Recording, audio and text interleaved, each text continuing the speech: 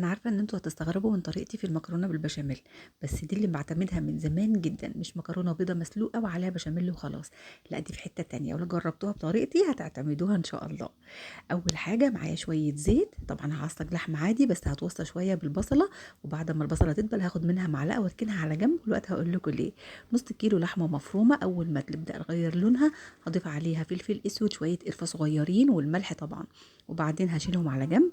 بحبة البصل الصغيرين اللي في المعلقة هاحطهم في حلة وعليهم معلقة صلصة وكوبايتين من عصير الطماطم المتصفي، وهتبلهم ببهارات 7 بهارات وفلفل وملح وشطة، وهاسيبهم يتسبكوا. وفي الجنب التاني معايا مكرونة قلم هسلقها 3/4 سليق.